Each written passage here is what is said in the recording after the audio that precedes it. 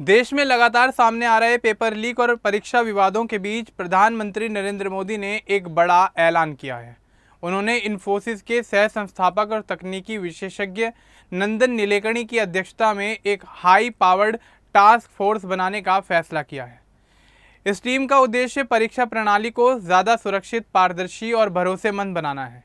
लेकिन सबसे बड़ा सवाल यही है कि क्या यह नई टीम सालों से चली आ रही समस्याओं का समाधान कर पाएगी। नंदन नीलेकणी की इस मिशन में क्या भूमिका होगी, तो चलिए आगे बढ़ते हैं और आपको विस्तार से बताते हैं कि आखिर क्या है पूरा मामला। लेकिन उससे पहले बात कर लेते हैं नंदन नीलेकणी के जीवन के बारे में। दरअसल नंदन मोहनराव नीलेकणी का जन्म 2 जून 1955 को कर्नाटक की राजधानी बेंगलुरु में एक मिडिल क्लास कोंकणी फैमिली में हुआ था। उनके पिता मोहन राव नीलेकणी मिनर्वा मिल्स और मैसूर मिल्स में मैनेजर थे। वे फेबियन सोशलिस्ट विचारधारा से प्रभावित थे और समाज में धीरे धीरे सुधार लाने के पक्षधर थे। उनकी मां दुर्गा नीलेकणी उनके परिवार का एक मजबूत स्तंभ थी। नंदन के बड़े भाई विजय न्यूक्लियर एनर्जी के क्षेत्र में काम करते हैं। उनका परिवार मूल रूप से उत्तर कन्नड़ जिले के सिरसी का रहने वाला है। बचपन में नंदन का परिवार कई अलग अलग शहरों में रहा, इसलिए उनकी शुरुआती पढ़ाई अलग अलग जगहों पर हुई। उन्होंने बेंगलुरु के बिशप कॉटन बॉयज़ स्कूल और धारवाड़ के सेंट जोसेफ हाई स्कूल से शिक्षा हासिल की। इसके बाद उन्होंने कर्नाटक कॉलेज धारवाड़ से प्री यूनिवर्सिटी की पढ़ाई पूरी की। फिर साल 1978 में आईआईटी बॉम्बे से इलेक्ट्रिकल इंजीनियरिंग में बीटेक की डिग्री हासिल की। कॉलेज के दिनों में उन्हें क्विज कंपटीशन में भाग लेने का भी काफ़ी शौक था। साल 1991 में नंदन नीलेकणी ने रोहिणी सोमन से शादी की। रोहिणी पहले पत्रकार रह चुकी हैं और अब वो परोपकारी हैं। वे पानी, शिक्षा और पर्यावरण जैसे क्षेत्रों में लंबे समय से काम कर रही हैं। नंदन और रोहिणी की पहली मुलाकात साल 1977 में एक क्विज कंपटीशन के दौरान हुई थी। उनके 2 बच्चे हैं, बेटे का नाम निहार और बेटी का नाम जहावी है। उनके दोनों बच्चों ने अमेरिका की येल यूनिवर्सिटी से पढ़ाई पूरी की है। पूरा परिवार बेंगलुरु के कोरमंगला इलाके में रहता है। नंदन नीलेकणी ने अपने करियर की शुरुआत पटनी कंप्यूटर सिस्टम्स से की, जहां उनकी मुलाकात नारायण मूर्ति से हुई। इसके बाद साल 1981 में नंदन, नारायण मूर्ति और 5 अन्य साथियों ने मिलकर इन्फोसिस की स्थापना की। उस समय कंपनी की शुरुआती पूंजी सिर्फ $250 थी। नंदन ने कंपनी को आगे बढ़ाने में काफ़ी अहम भूमिका निभाई। वे 2002 से 2007 तक इन्फोसिस के मुख्य कार्यकारी अधिकारी यानी CEO रहे और उनके नेतृत्व में कंपनी ने वैश्विक स्तर पर अपनी मजबूत पहचान बनाई। इसके बाद साल 2017 में वे दोबारा इन्फोसिस के नॉन एग्जीक्यूटिव चेयरमैन बने। साल 2009 में तत्कालीन प्रधानमंत्री मनमोहन सिंह की सरकार ने नंदन नीलेकणी को UIDAI यानी भारतीय विशिष्ट पहचान प्राधिकरण का चेयरमैन नियुक्त किया।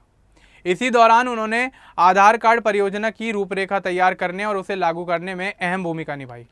आज देश के करोड़ों लोगों के पास आधार कार्ड है और इसे दुनिया की सबसे बड़ी बायोमेट्रिक पहचान परियोजनाओं में गिना जाता है। इसके अलावा उन्होंने UPI और डिजिटल इंडिया जैसी डिजिटल पहलों को आगे बढ़ाने में भी महत्वपूर्ण योगदान दिया। नंदन नीलेकणी को उनके काम के लिए कई बड़े सम्मान भी मिले हैं। साल 2006 में उन्हें भारत सरकार ने पद्म भूषण से सम्मानित किया। वहीं टाइम मैगजीन ने उन्हें दुनिया के 100 सबसे प्रतिभाशाली लोगों की सूची में शामिल किया।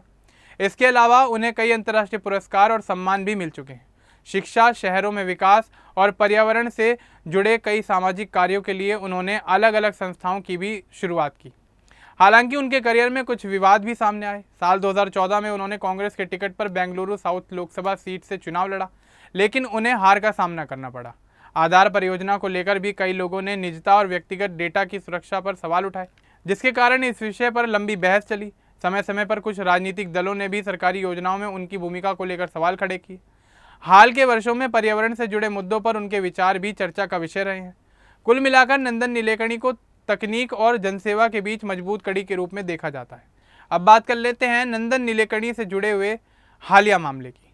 दरअसल इस पूरे घटनाक्रम की शुरुआत नीट और दूसरी प्रतियोगी परीक्षाओं में सामने आए पेपर लीक विवाद से शुरू हुई। साल 2024 में नीट UG परीक्षा में गड़बड़ी सामने आने के बाद सरकार ने डॉक्टर के राधाकृष्णन की अध्यक्षता में एक समिति बनाई थी।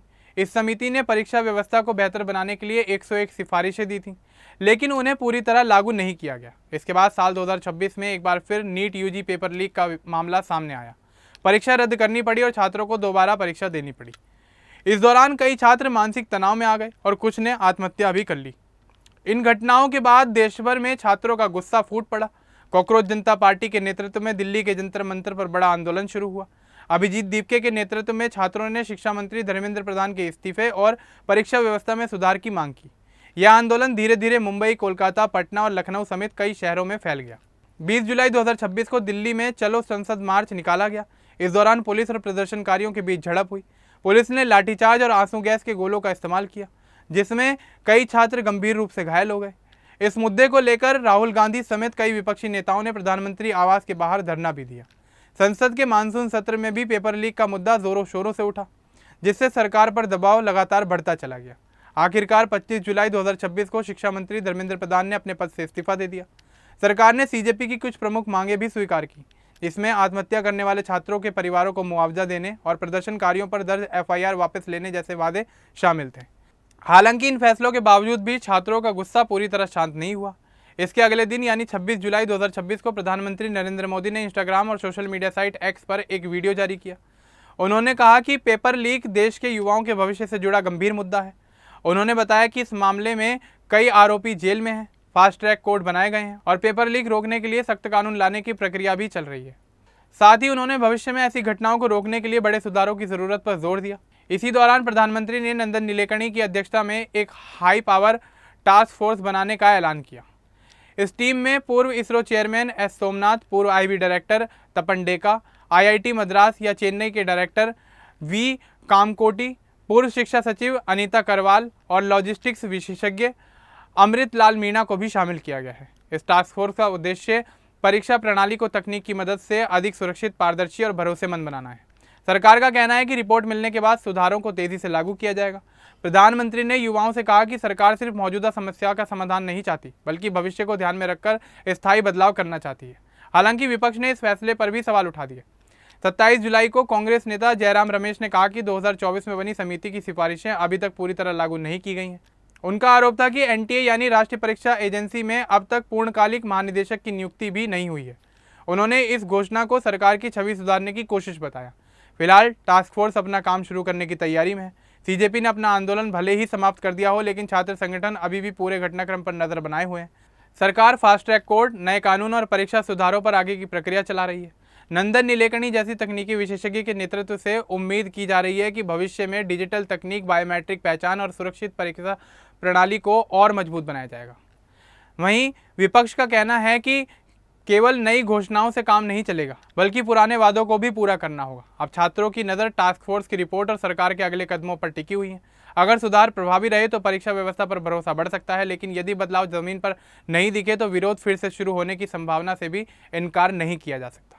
अब इस पूरे मामले को लेकर, नंदन नीलेकणी को लेकर और हाल ही में हुए पेपर लीक विवाद को लेकर आपका क्या कुछ कहना है, हमें कमेंट बॉक्स में जरूर बताएं। बाकी इस तरह के और अपडेट्स के लिए हमारे चैनल को सब्सक्राइब करना ना भूलें। धन्यवाद।